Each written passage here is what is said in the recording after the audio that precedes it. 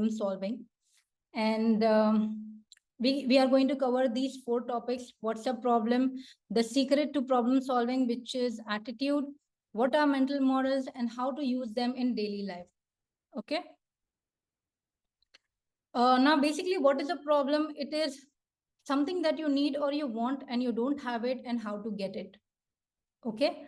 And how do you bridge that gap between what you want and how to get there?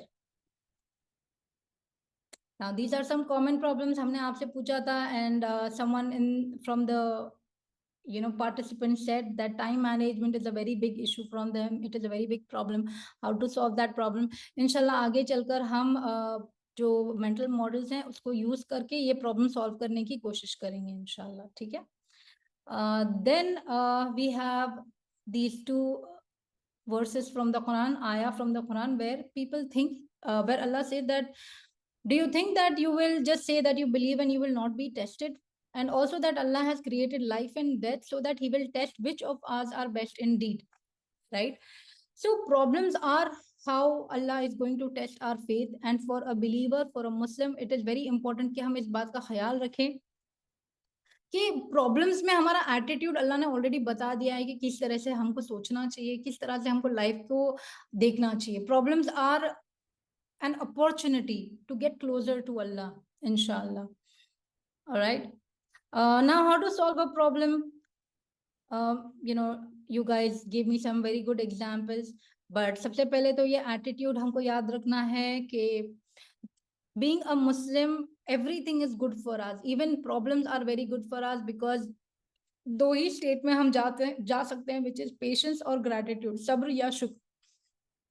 तो जब भी कुछ हमारे साथ तकलीफ आए या something is not working out for us, that is just that Allah is testing you. And उसमें हमारे 2 रिस्पॉन्सेज होने चाहिए. सबसे पहले शुक्र और सब्र, and then figuring out how to solve those problems इंशाल्लाह.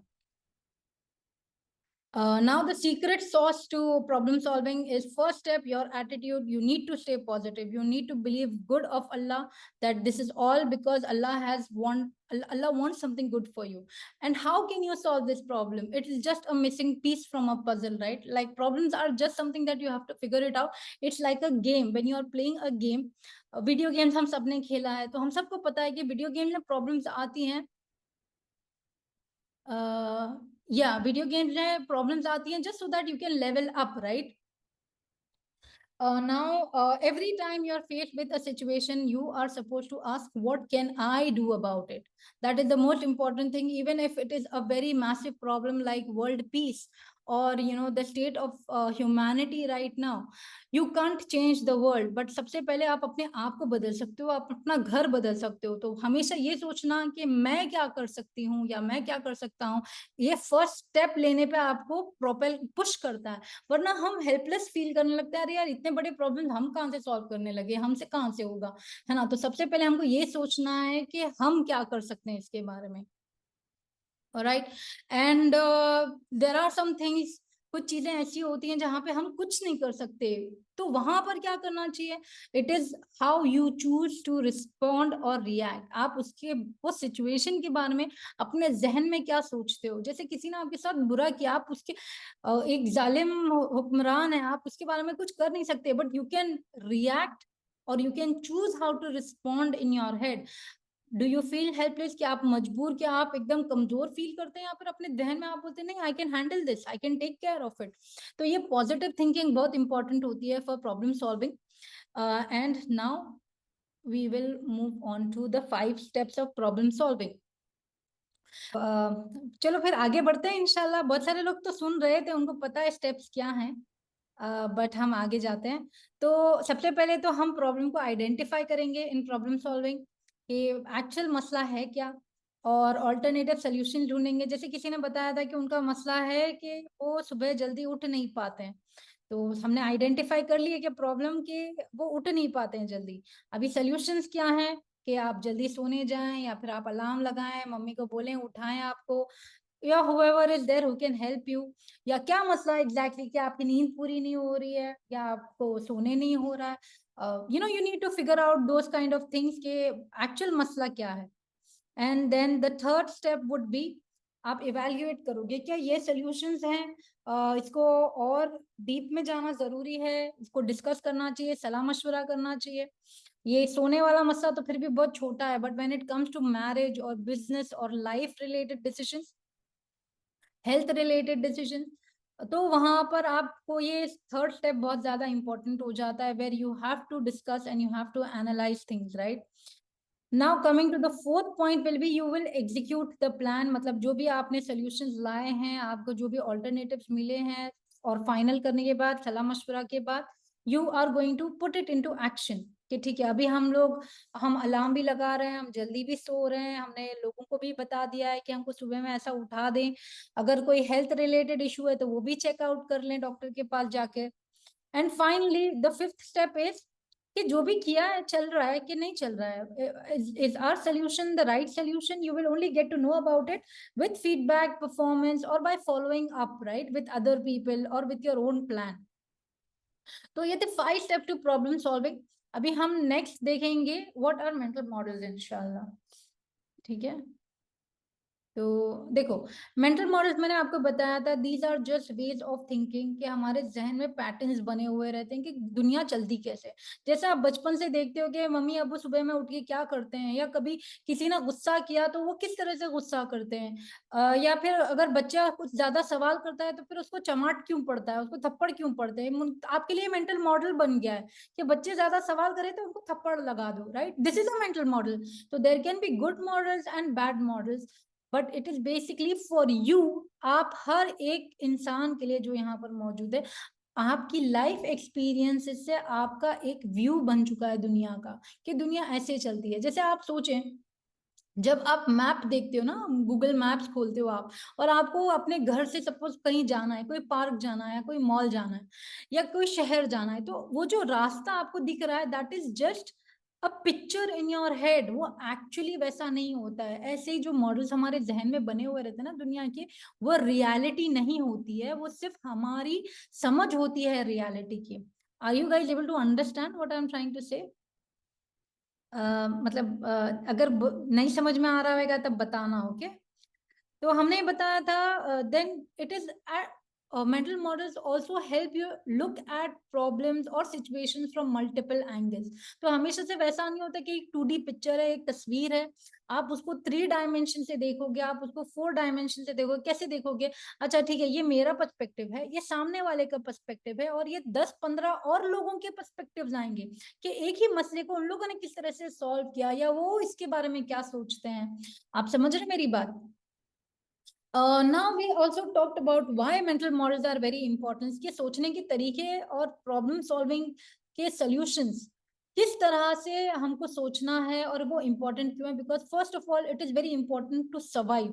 इस दुनिया में जीने के लिए यहाँ पर अब सिर्फ बेयर मिनिमम लेवल पे रहने के लिए भी आपको सोचना आना जरूरी है। जैसे एक जो वो होते हैं ना, जो फ्रूट्स बेचते हैं, या जो बहुत मीनियल लेबर करते हैं, उन लोगों को भी पता है कि ये करने से, if I do A, B will happen.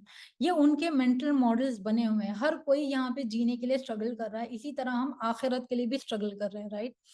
Second is Excel. जो लोग टॉप ऑफ द लैडर पहुंचते हैं, वो लोग क्या करते हैं? They make better decision than the people below them. तो if you want to excel at दुनिया और दीन, you need to have better decision making skills. And the final thing for me is, and for I believe it's very important, is how to help people.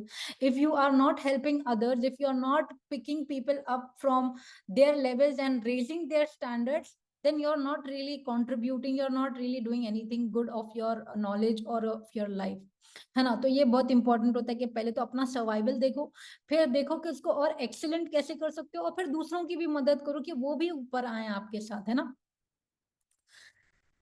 How are mental models formed? तो mental models कहाँ से आते हैं? आपकी जिंदगी के जो experiences होते हैं, आपने बचपन से जो देखा है अपने मम्मी डैडी, भाई बहन, रिश्तेदारों को करते हुए, टीचर्स को, प्रिंसिपल्स को, कॉलेज में, यूनिवर्सिटीज में, मूवीज में, अपने फ्रेंड्स को जो भी करते हुए देखा, वहां से आपका एक अंडरस्टैंडिंग बन चुकी है दुनिया की, है ना।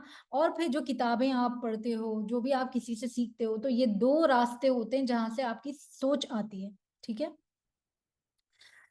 जिस इंसान के पास हथौड़ा है उसके लिए हर चीज एक नेल हो जाती है, right? Like you are just going to hammer everything because that's all you can do. अगर आपके पास एक हथौड़ा दिया गया है तो फिर आपके लिए हर चीज वही है कि आप बस इसको ठोकते रहो, ये हमने कहा था। But mental models help you with this, कि आपके पास पूरा एक टूल बॉक्स है, अलग अलग चीजों को आप अलग अलग तरीके से सॉल्व करोगे। जैसे अगर आपको एक you want to cut a piece of log, you are going to use the saw, आप आरी यूज करोगे। अगर आपको कुछ खींच कर निकालना है तो फिर आप पकड़ यूज करोगे, या फिर आप स्पैनर यूज करोगे, स्क्रू ड्राइवर से आप स्क्रू खोलोगे, आप हथौड़े से उसको नहीं निकाल सकते, राइट? तो यू नीड टू नो कि किस सिचुएशन में क्या इस्तेमाल करना चाहिए, किस तरह से सोचना चाहिए, इस प्रॉब्लम को कैसे अप्रोच करना चाहिए। That is what mental models do. everybody is with me? Are you guys able to understand?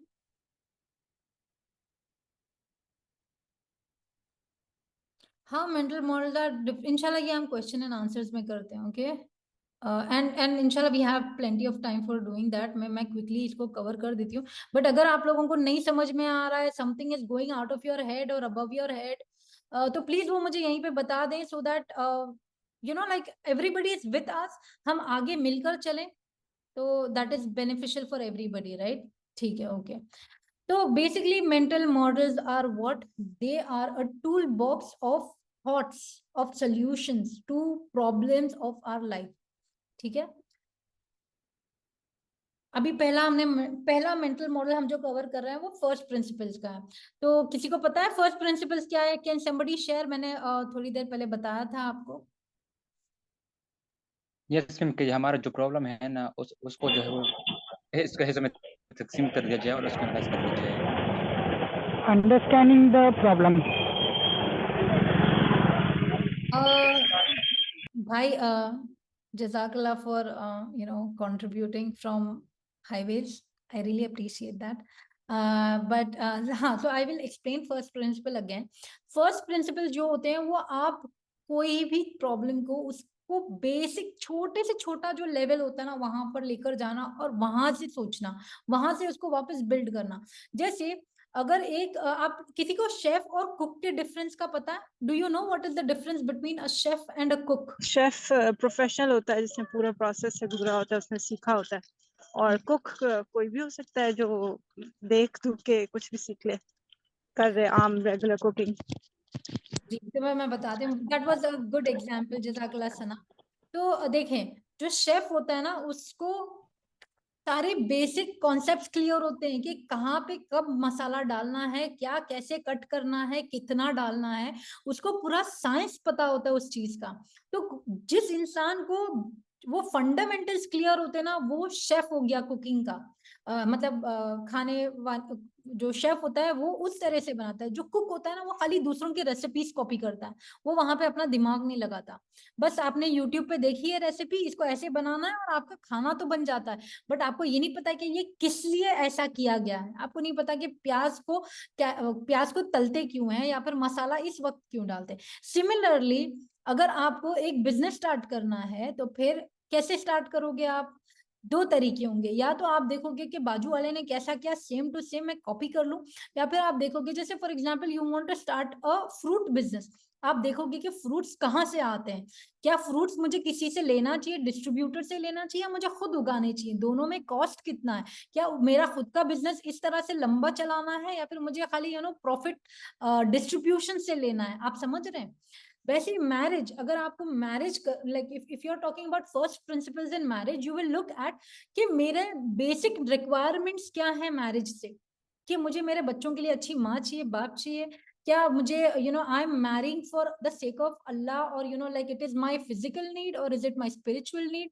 जब तक आप उन बेसिक्स पर जाकर वो प्रॉब्लम को नहीं एड्रेस करेंगे ना, यू विल नॉट नो कि उसको सॉल्व कैसे करना है। कोई मुझे एक और एग्जांपल दे सकता है फर्स्ट प्रिंसिपल्स का, so that we can just clearly understand this?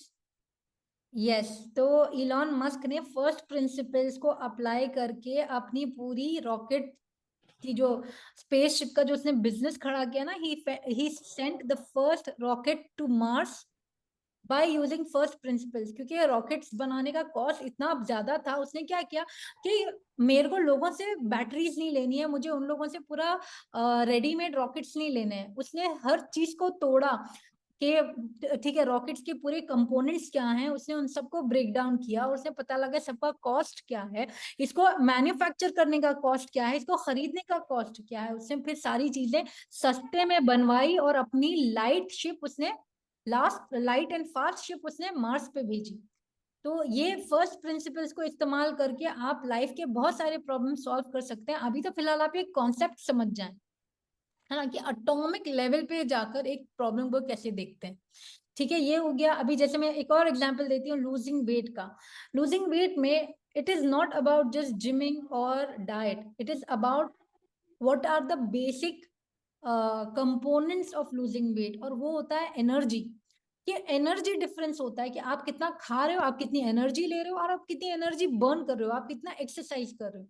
तो अगर आपकी एनर्जी खाने की कम हो जाती है और स्पेंड करने की ज्यादा हो जाती है, तो फिर आप पतले हो जाते हो, आप दुबले हो जाते हो, राइट। तो ये बेसिक कंपोनेंट्स जब समझ लेता है इंसान, तो फिर आपको कोई फिटनेस लोग लोग यूजुअली क्यों डाइट इंस्ट्रक्टर्स और फिटनेस एक्सपर्ट्स को रखते हैं, बिकॉज उन लोग ये सारी चीजें पढ़कर समझकर फिर आपकी लाइफ में आपको गाइड करते हैं। बेसिकली अगर आप देख लोगे ना, जो भी आपको कंसल्ट करता है या आपको एडवाइस देते हैं, वो उन लोगों ने फर्स्ट प्रिंसिपल्स पर जाकर चीजों की زي ما اتوقع. फंडामेंटल समझे हैं। ठीक है, तो फर्स्ट प्रिंसिपल से रिलेटेड किसी को कोई डाउट है तो प्लीज पूछ लें। जी माया अस्सलाम मैम, वालेकुम। फर्स्ट प्रिंसिपल का जो मतलब है वो यही है कि हमने हर प्रॉब्लम को उसके बेसिक या स्क्रैप से देखना है, उसके सॉल्यूशन में, या उस प्रॉब्लम को उसके इनिशियल लेवल से बस समझना है, ये इसका निचोड़ है। तो देखो हर प्रॉब्लम नहीं होगी, जिस इसके लिए मैंने बताया ना, it is like a tool box. जैसे अगर आपने बोले मैं हर प्रॉब्लम पे फर्स्ट प्रिंसिपल्स लगाऊंगी, by the way Anila, beautiful question, जजाकल्लाह खैर। आपको ये समझना बहुत जरूरी है कि मेंटल मॉडल्स जो है ना, हर कोई एक अलग अलग टूल है, एक अलग अलग हथियार समझ लें, या एक अलग अलग इंस्ट्रूमेंट है। बट अगर आपके पास एक टूल बॉक्स में बहुत सारी चीजें होती हैं, तो फिर आप जब कोई चीज सॉल्व करने जाते हो ना, तो आपके पास अच्छा एक्सपोजर होता है, अच्छी नॉलेज होती है, इसको कौन सी चीज, जैसे अगर आपको मैं बोलूंगी अनिला कि मुझे है ना अच्छा, अगर चलो मैं आप लोग सबसे बोल रही हूँ कि मुझे एक स्कूल खोलना है, तो आप लोग मुझे कैसे बताओगे, मेरे लिए एक प्रॉब्लम है कि मुझे स्कूल खोलना है, ठीक है, that is my problem, how will we solve this problem, कोई मुझे बताएगा। सबसे पहले तो उसकी प्लानिंग करनी होगी, एक रोड मैप तैयार करना होगा। पहले तो सोचना है और सोचकर उस पर अमल करने का इरादा बनाना है। कि सबसे वो स्कूल आपने खोलना है तो क्यों खोलना है। जी बिल्कुल, क्यों क्यों, है ना। तो that takes us to the next mental model. थोड़े हम एक 10-15 मॉडल्स कर लेंगे ना, फिर आपको पता चलेगा कि you know what I am trying to get at. ठीक है, फर्स्ट प्रिंसिपल इंशाल्लाह फिर आगे जाके हम वापस कवर करेंगे, अगर लोगों को क्वेश्चन एंड आंसर्स में कुछ सवाल रहेंगे तो। ठीक है, let's move on to the next one. Next one I think ये वाला है। तो it says tendency to distort due to liking, loving और डिसलाइकिंग और हेटिंग। तो ये बेसिकली क्या होता है पता है, आपको कुछ पसंद है तो आप इस वजह से वो करोगे, या आप किसी चीज से नफरत है तो इस वजह से आप वो नहीं करोगे। तो जैसे कि आप हमेशा अपने उसी दोस्त से जाके सलाह मशवरा करते हो जिसको आपको पता है कि वो आपकी फेवर में जवाब देगा। तो ये मेंटल मॉडल आप सोच सकते हैं कि ये कितना डेंजरस होता है। या फिर आप लोगों का क्रिटिसिज्म, अगर किसी ने आपको बोला ये नहीं, आप जिस तरह से ये सेशन कंडक्ट कर रहे हो अच्छा नहीं है, और आप फौरन वहां पे गुस्सा हो गए, अब लेकिन नहीं मुझे ये क्रिटिसिज्म मेरे से ये हजम नहीं हो रहा है। ऐसे हेलो इफेक्ट और हॉर्न इफेक्ट होता है, जैसे कि जैसे आप किसी बाबा को बहुत लाइक करते हो, मतलब कोई पीर साहब को या समबड़ी, कि उनकी बात बहुत अच्छी, तो इसमें आप क्या, उनकी हर चीज आपको अच्छी लगने लग रही है। या फिर आपको कोई पसंद नहीं है तो फिर आप उनकी हर चीज आपको बुरी लगने लगी। इससे क्या होता है, जब आप प्रॉब्लम सॉल्विंग करने जाते हो, तो ये हेलो और हॉर्न इफेक्ट की वजह से आप क्या करते हो, आप सही फैसले नहीं लेते हो, आपकी जजमेंट क्लाउडेड होती है। और इसको आपने कुरान, अल्लाह ने कुरान में कैसे बताया है कि perhaps you hate a thing and it is good for you and perhaps you love a thing and it is bad for you। कि कई बार ऐसा होता है कि कुछ कुछ चीजों को हम नफरत करते हैं बट वो हमारे लिए अच्छी होती हैं, और कुछ चीजों से हम बहुत प्यार करते हैं, वो हमारे लिए बुरी होती हैं। तो कोई मुझे बता सकते हैं इसका एक एग्जाम्पल, इसका एप्लीकेशन, कि इसको कहाँ पे अप्लाई कर सकते हैं ये वाले प्रिंसिपल को।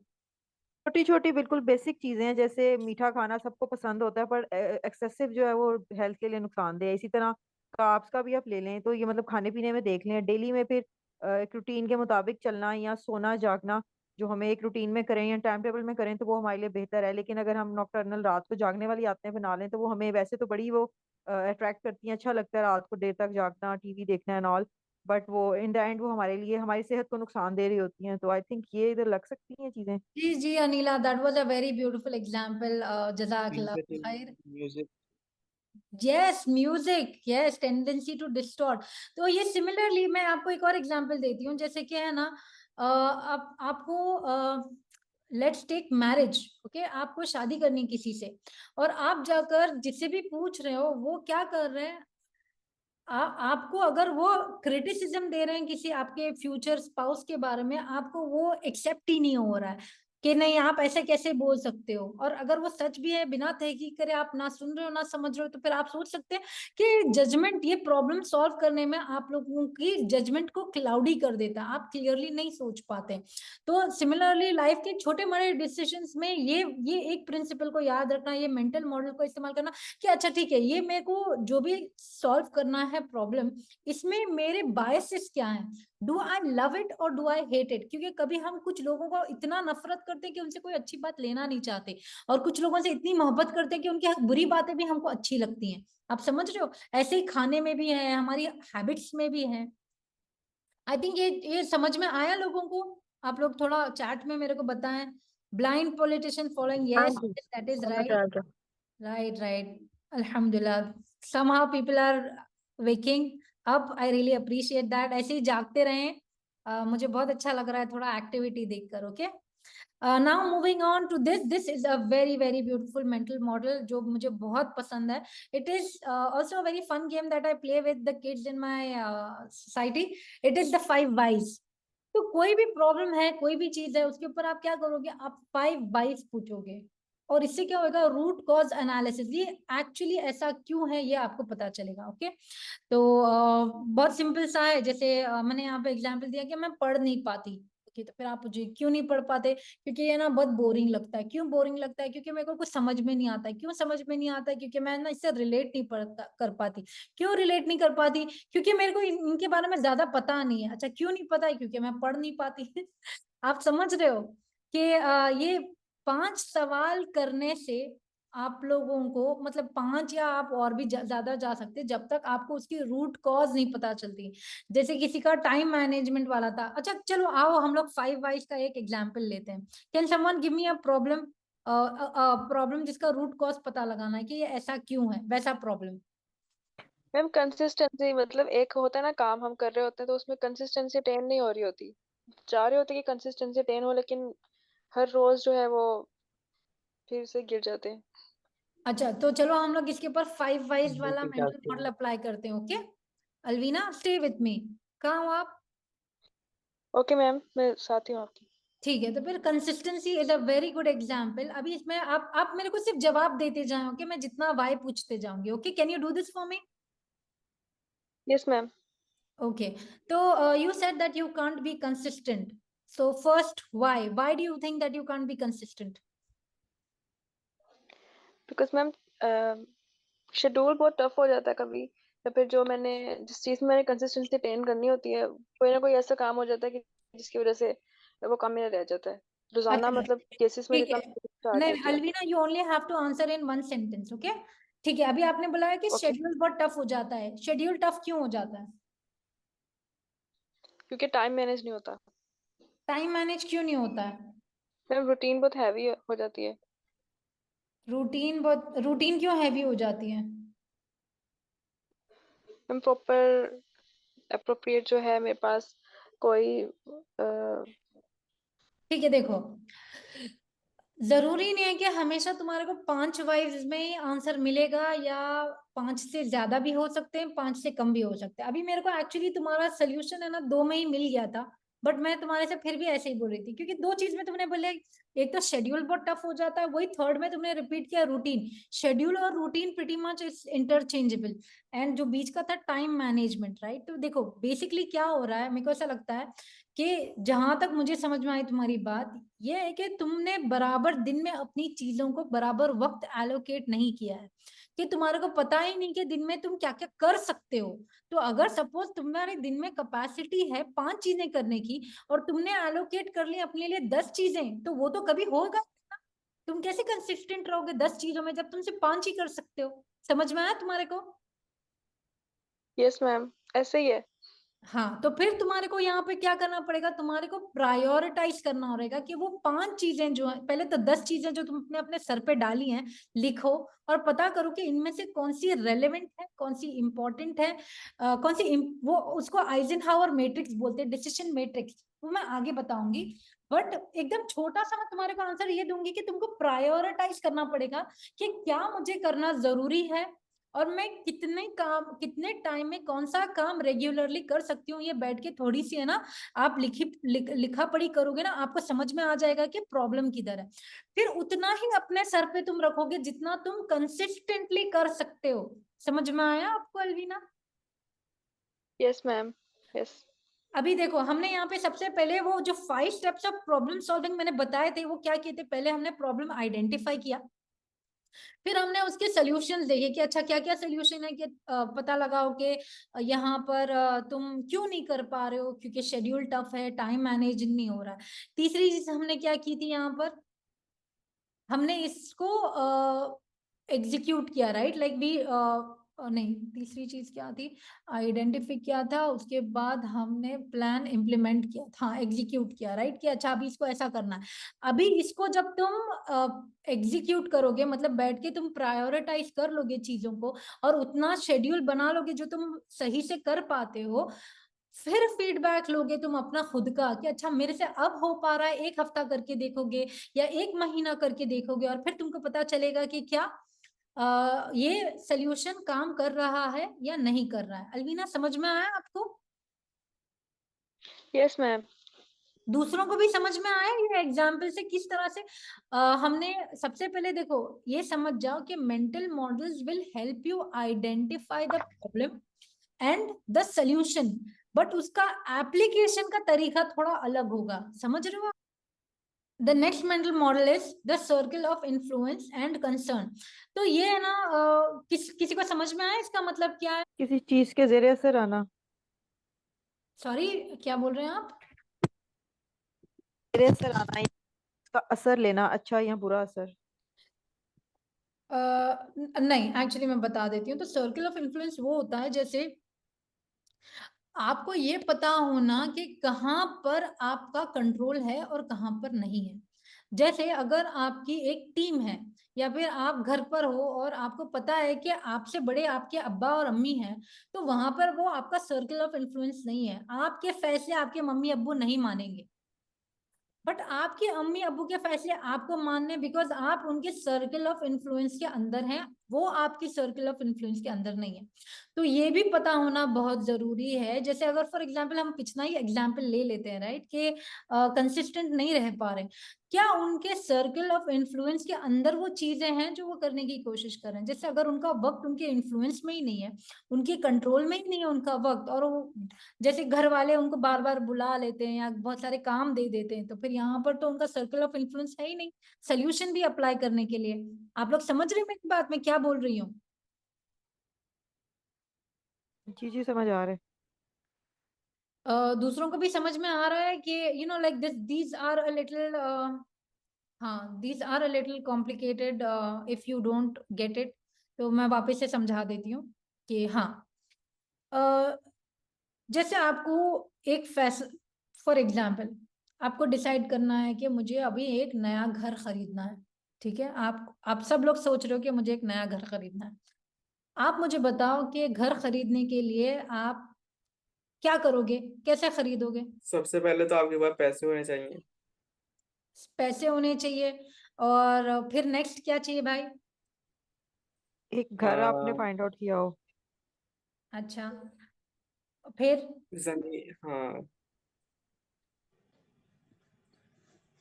मैम खानदान होना अच्छे चाहिए घर डीलर से बनाने के लिए, कॉन्टेक्ट क्योंकि होना अपन चाहिए। तो अच्छा चलो, सपोज हमारे पास खानदान है, पैसे हैं और सब कुछ है। अभी आपको घर जब आप लेने जा रहे हो, क्या आपके घर वाले ये फैसले को मानेंगे या नहीं मानेंगे? आप वो बताओ मुझे।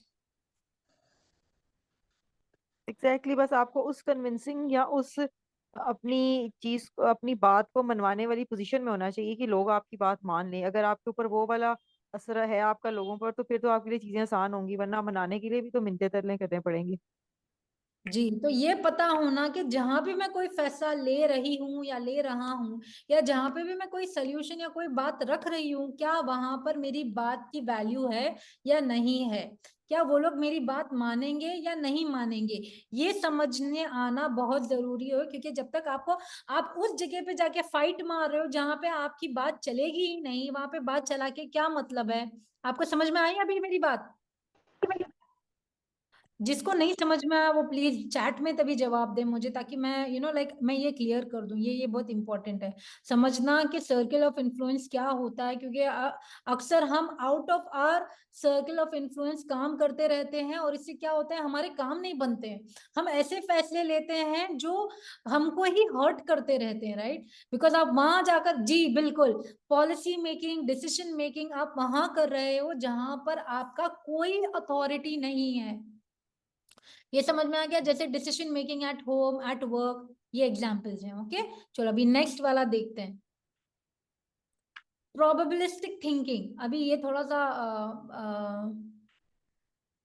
इंशाल्लाह देखो, प्रोबेबिलिस्टिक थिंकिंग जो होती है ना, ये देखना कि कितना चांसेस है ये होने के। जैसे अगर आपने, जैसे आप सबको पता है कि अगर वेदर फोरकास्ट आप लोग सब कोई ना कोई तो फॉलो करता ही होगा ना, कि वेदर क्या चल रहा है, आज कितना डिग्रीज है, आज कैसे कपड़े पहनने हैं, बाहर जाना है नहीं जाना, आप लोगों को पता ही है, आप सबको पता होगा। जैसे मेडिकल डायग्नोसिस भी, अभी डॉक्टर ने इतने पेशेंट्स देख लिया है कि वो आपकी रिपोर्ट देख के बोल सकता है आपको इस तरह से ये अभी इलाज फॉलो करना है, राइट? ये कहाँ से आती है? प्रोबेबिलिस्टिक थिंकिंग होती है। वैसे ही गेम डिजाइन होता है, मार्केटिंग होती है।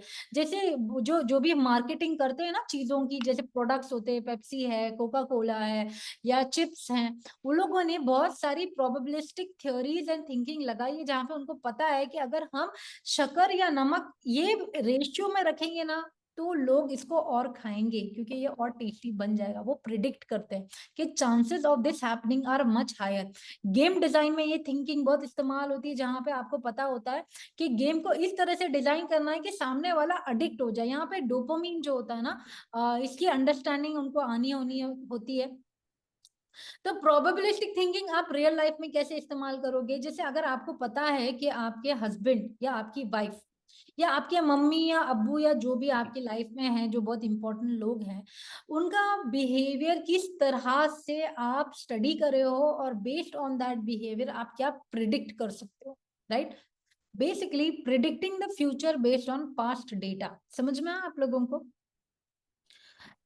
इसका मुझे कोई रियल लाइफ एग्जांपल दे सकता है कि आप इसको किस तरह से इस्तेमाल कर, अगर इनका बिहेवियर ऐसा है तो मैं इनके साथ किस तरह से कोई प्रॉब्लम का सोल्यूशन रखूं, या मैं क्या आउटकम्स हो सकते हैं ये फैसला लेने के?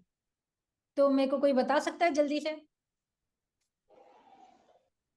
इवन बच्चों के साथ ही जब हम उनके साथ डेली मामलात में डील कर रहे होते हैं, सुबह उन्हें स्कूल के लिए तैयार करवाना, खाना खिलाना, पढ़ाना, तो हमें उनके पैटर्न्स का पता होता है कि वो किस बात पर कैसे रिएक्ट करेंगे, कितनी दफा उनको फोर्स करेंगे तो वो बात मानेंगे, या कौन सा बच्चा फौरन बात मान लेता है। तो वो पैटर्न्स तो हमें पता होते हैं ना, स्पेशली अपने बच्चों के घर वाले बहन भाइयों के भी पता होते हैं। इवन अपने फ्रेंड सर्कल में भी हमें कुछ लोगों की आदत का, उनके पैटर्न्स का पता होता है। तो आई थिंक ये जी बिल्कुल, that is a good example. और कोई देना चाहेगा कोई एग्जाम्पल? गिविंग दावा टू स्ट्रेंजर्स। ब्यूटिफुल ब्यूटिफुल भाई, दैट वाज सो अमेजिंग, जजाकल्लाह खैर। यस, तो प्रोबेबिलिस्टिक थिंकिंग ये है ना, दावा में भी बहुत यूजफुल है, क्योंकि आपको पता है कि इस तरीके से अप्रोच करने से ये पर्टिकुलर ग्रुप इस तरह से रिस्पॉन्ड करेगा, और उसके बेसिस पे आप सेकेंड ऑर्डर थिंकिंग, ये भी एक मेंटल मॉडल है। सेकेंड ऑर्डर थिंकिंग, यहाँ पे अगर किसी ने चेस खेला है ना तो उसको पता होगा। यहाँ पे देखो बहुत सिंपल सा गेम है। अगर मैं आपको सपोज, अगर मैं आपको एक थप्पड़ मारती हूँ, ठीक है। तो उसके रिस्पॉन्स में क्या आता है, दो चीजें होंगी, या तो आप कुछ नहीं करोगे या तो फिर आप मुझे वापस थप्पड़ मारोगे। अगर आप मुझे थप्पड़ मारते हो तो फिर मैं क्या करूंगी, और अगर आप कुछ नहीं करते हो तो मैं क्या करूंगी। अगर आप मुझे थप्पड़ मारते हो तो फिर नेक्स्ट मेरा स्टेप क्या होगा, और आप नहीं मारते हो तो फिर नेक्स्ट मेरा स्टेप क्या होगा। इससे पूरे ब्रांचेस बनते हैं, इसको हायर ऑर्डर थिंकिंग बोलते हैं। इसी तरह से जिंदगी में जैसे आप अपने मम्मी अब्बू की खिदमत करते हो तो फिर आपको पता है नेक्स्ट क्या होगा, वो खुश हो जाएंगे। वो खुश हो जाएंगे तो फिर क्या होगा, आप ये करोगे। ऐसे है ना, ट्रीज बनाना, सोचना, हायर ऑर्डर थिंकिंग क्या होती है कि नेक्स्ट स्टेप के पॉसिबल आउटकम्स क्या हैं। ये मैंने अगर ये एक हरकत की या मैंने ये एक चीज की तो इसके क्या क्या सोल्यूशंस हो सकते हैं, क्या क्या पॉसिबल ब्रांचेस निकल सकती हैं, है ना। If I do X then I will get A B C D, if I do B I will get A F G, if I do G I will get M N O P। ये different outcomes based on what happens, इसको higher order thinking बोलते हैं। और ये भी एक mental model है जो मैंने आज कवर नहीं किया because there are hundreds of mental models, okay, we can't cover them all, but I just wanted you guys to start thinking about these things.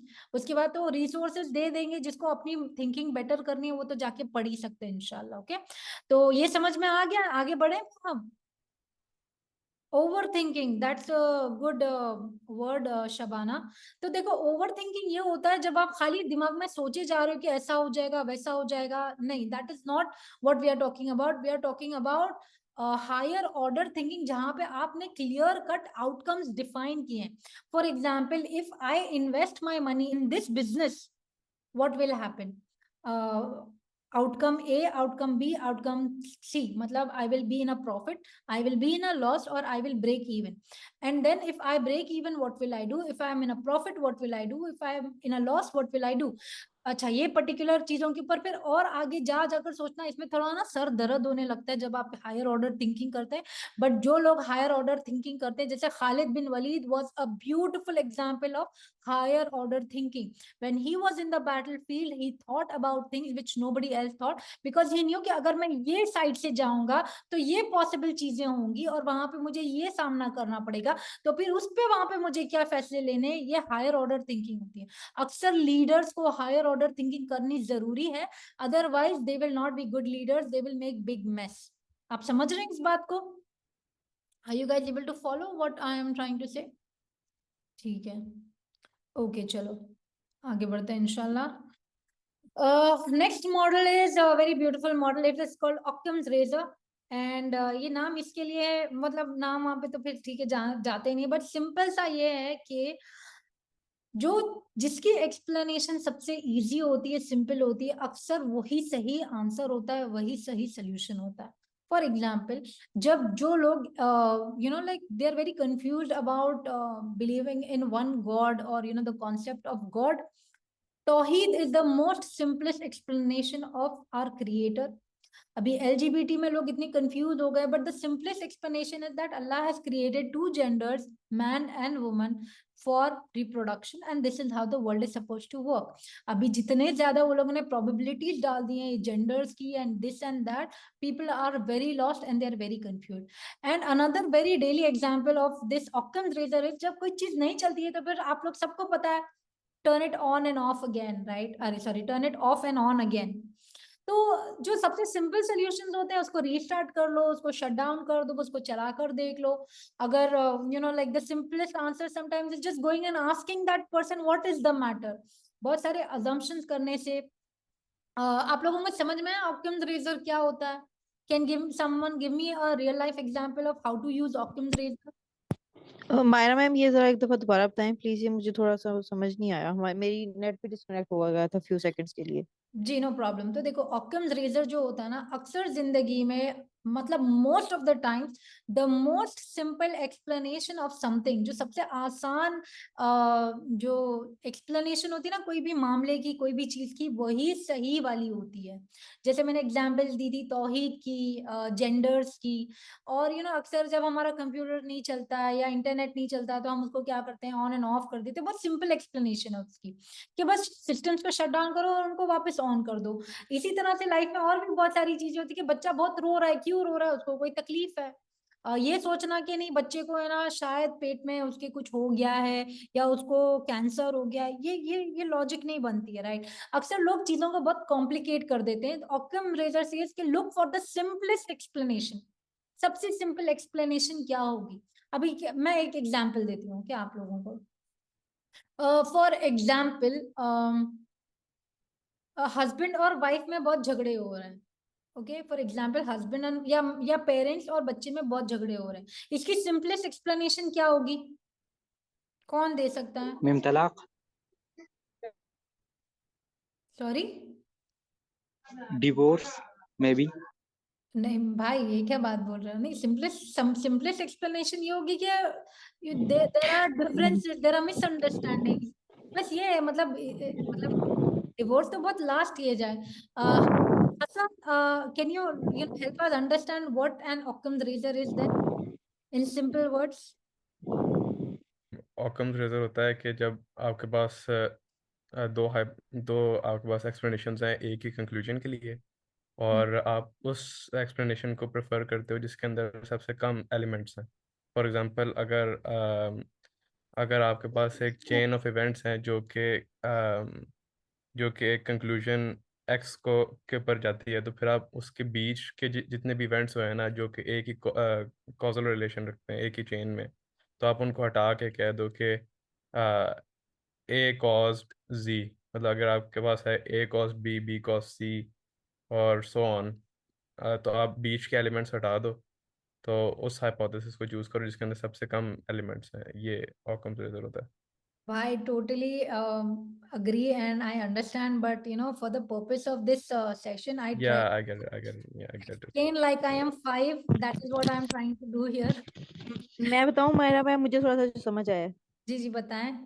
जैसे एक छोटा बच्चा होता है, टूडलर, वो रो रहा है, तो सबसे पहला क्या थॉट आती है? या तो वो रो रहा है, दूसरा या तो उसका पैमी चेंज करना है। और जी बड़ों का भी इसी तरह, जैसे आपने बोला मियाँ बीवी की लड़ाई हो रही है, तो दो ही सिचुएशंस हैं। सबसे पहली जो आपने बोला मिसअंडरस्टैंडिंग, या सबसे जो उससे भी ज्यादा अगर हो सकती है, तो दो लोग जो साथ रहते हैं तो कहीं ना कहीं उनके इख्तलाफात भी होते हैं, तो इट डजंट मीन कि उसको ब्रेकअप की तरफ लिया जाए या तलाक वगैरह की तरफ। वो तो द एक्सट्रीम पॉइंट हो जाता है ना। जी, तो कभी भी है ना लाइफ में जब भी आपके पास कोई भी सिचुएशन हो तो आपको ये देखना है कि इसकी सबसे आसान एक्सप्लेनेशन क्या हो सकती है और उसके ऊपर काम करना। और देखो ऑब्वियसली ये जैसे मैंने आपको बताया, आप अगर एक मेंटल मॉडल लेकर हथौड़े की तरह उसको इस्तेमाल करने लगेंगे ना तो फिर प्रॉब्लम हो जाएगी। आपको उस सिचुएशन के ऊपर सोच समझकर इस चीज को अप्लाई करना है, ठीक है। तो सबको समझ में आ गया ऑक्टम रेजर क्या होता है? हाँ जी, आ गया माशाल्लाह। अगर किसी को नहीं समझ में आया तो वो प्लीज चैट में डाल दें, तो इंशाल्लाह हम उसको ये करेंगे। अभी नेक्स्ट वाला बहुत ब्यूटीफुल रेजर है इंशाल्लाह। चलो ये करते हैं। The next razor is Hanlon's razor. अभी हैंडलॉन क्या बोलते हैं कि you should not assume bad ma'am, about. जी कौन है? क्या हम कुरान को उस नज़रिए से देख सकते हैं जो आप बोल रहे हैं? किस किस नजरिए से भाई, और क्या बोल रही हूँ मैं? ऑकम रीजन के बाद क्या आप बोल रहे थे? जी भाई, मैंने वहां पे एग्जाम्पल दिया था ना तौहीद का, कि मतलब जब आपको ये लोग जैसे let me give you an example of Trinity, right. अभी ट्रिनिटी को प्रूव करने के लोगों को कितना माइंड बेंडिंग बातें करनी पड़ती हैं कि नहीं पहले ना God created his son and then he sacrificed the son and his flesh and blood is how we are going to be get salvation and stuff. ये इतना कॉम्प्लिकेटेड कर, but why can't you just accept कि God is all alone. He does not need to sacrifice a son to forgive everybody. मतलब ये सबसे आसान explanation है। अभी मैंने यहाँ पे एग्जांपल एलजीबीटी का भी दिया है कि एलजीबीटी क्या, जितने ज्यादा जेंडर्स हैं आर दे सर्विंग। अल्लाह ने आदमी और औरत को इसलिए बनाया ताकि अल्लाह नस्लों को पैदा कर सके, लोग रिप्रोड्यूस कर सके। अभी अगर वो नहीं हो रहा है तो like the simplest explanation reproduction. If that is not working, how can you justify LGBT? You can't. And are you able to understand? And Quran के मामले में, I'm sorry भाई, I didn't understand your question. Can you please repeat?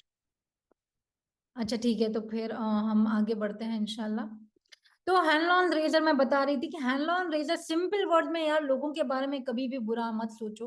अगर कुछ उनसे हो गया है या वो कुछ ऐसा करते हैं तो फिर you need to have strong evidence to support that assumption, but कभी भी लोगों के बारे में बुरा सोच के फैसले ना लो। एंड टू सपोर्ट दैट, अल्हम्दुलिल्लाह, what a beautiful system is इस्लाम। क्योंकि हर चीज के लिए अल्लाह ने हमको या तो हदीस से या तो कुरान से कुछ ना कुछ मिलता है, where you can use mental models. Okay, वो यहाँ पे अल्लाह बोलते हैं कि oh you have believed, avoid much negative assumption, indeed some assumption is sin।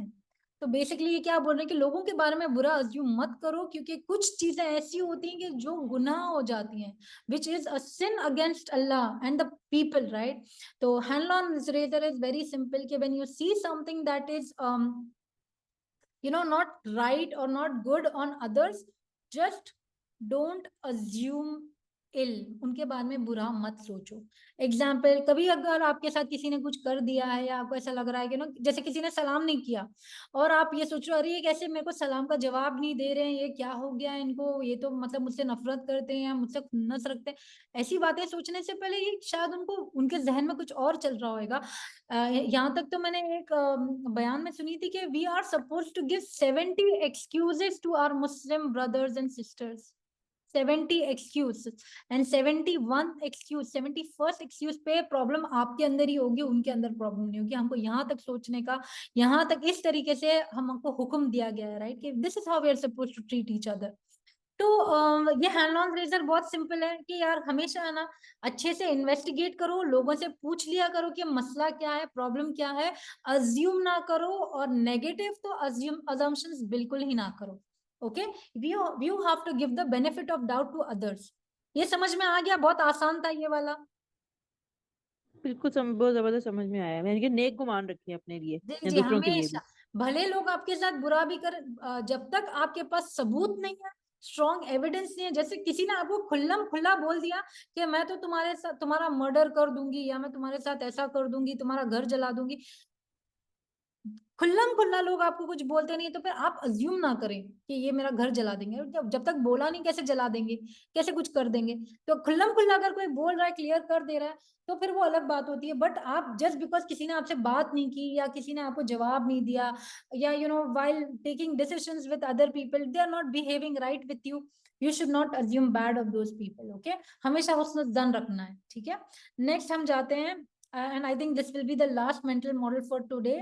और मैं थोड़े से बाकी की सिर्फ टच कर दूंगी क्योंकि we are also sort of out of time, but इंशाल्लाह I will try to cover.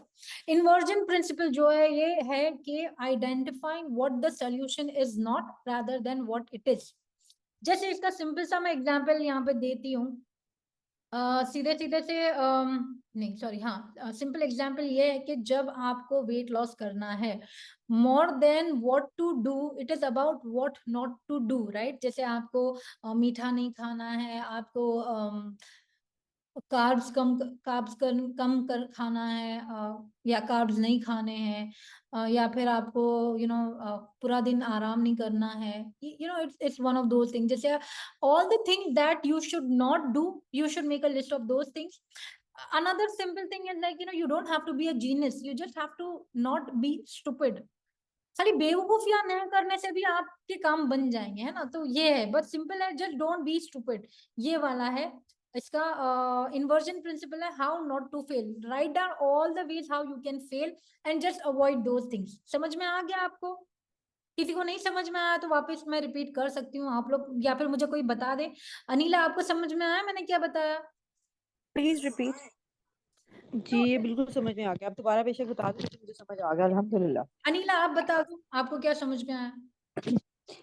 Inversion principal का आपने ये बताया कि जो कोई भी प्रॉब्लम है, प्रॉब्लम नहीं, आपने एग्जांपल इस तरह, उससे सबसे आसान है कि अगर हमने वेट लॉस करना है तो सबसे पहले हमने क्या नहीं करना वो अहम है। मतलब करना तो सब कुछ ही होता है, हमने अगर वेट लॉस नहीं भी करना, लेकिन हमने वेट लॉस में सबसे ज्यादा फोकस जिस चीज पर रखना होता है कि हमने रोटी चावल कम करने हैं, हमने मीठा कम करना है, देन हमने अपनी एक डाइट को कंट्रोल में रखना है। मतलब जो नहीं करना है, डोंट्स पर हमने फोकस ज्यादा रखना है। तो इन्वर्जन का प्रिंसिपल का बेसिक जो रूल है वो ये है कि हमने जो नहीं करने वाली चीजें ना उन पर अपना फोकस क्लियर रखना है।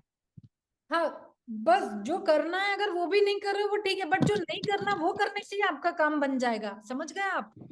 जी बिल्कुल। हाँ, तो और एक ये मैंने यहाँ पे दिया है कि to be smart. You don't have to learn how to be smart, you just have to avoid being stupid.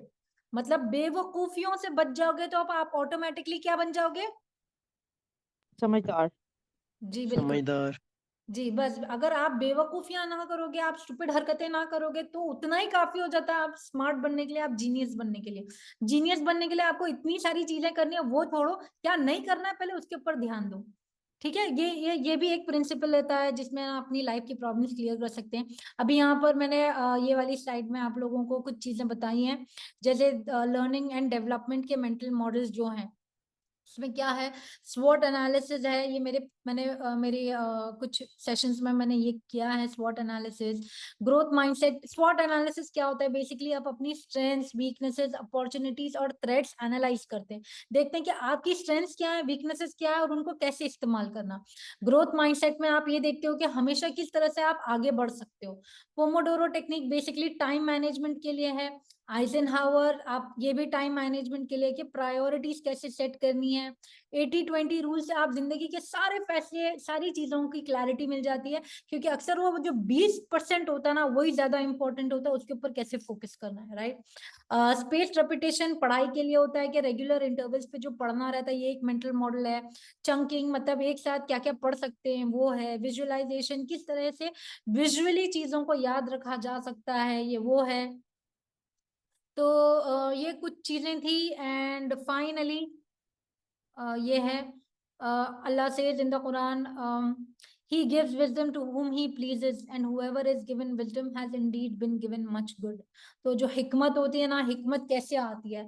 हिकमत बहुत सारे तरीकों से, बहुत सारे रास्तों से एक चीज के बारे में सोचने का तरीका सीखना है, राइट। कोई भी बात को करने के कितने तरीके हो, किसके साथ कैसे करना है, किस वक्त पे करना है, क्या नहीं करना है, ये सारी हिकमत होती है। मेंटल मॉडल्स अल्हम्दुलिल्लाह हमारे इस्लाम में कुरान और हदीस के जरिए अल्लाह ने और हमारे नबी सल्लल्लाहु अलैहि वसल्लम ने बहुत सारे हमारे पास प्रिंसिपल्स हैं सोचने के। बट दुनिया में जीने के लिए, फैसले करने के लिए और भी हमारे पास रास्ते हैं, उनको वो इल्म हासिल करना जरूरी है। Because when you understand these concepts, life just becomes easier. आपका टूल बॉक्स अच्छा खासा रहता है, उसके अंदर बहुत सारे टूल्स होते हैं, तो आपको पता होता है कि कब कहाँ पे क्या टूल्स इस्तेमाल करने हैं, right. So that was the point of mental models. Abhi, I think we are done with the session and we can take Q&As.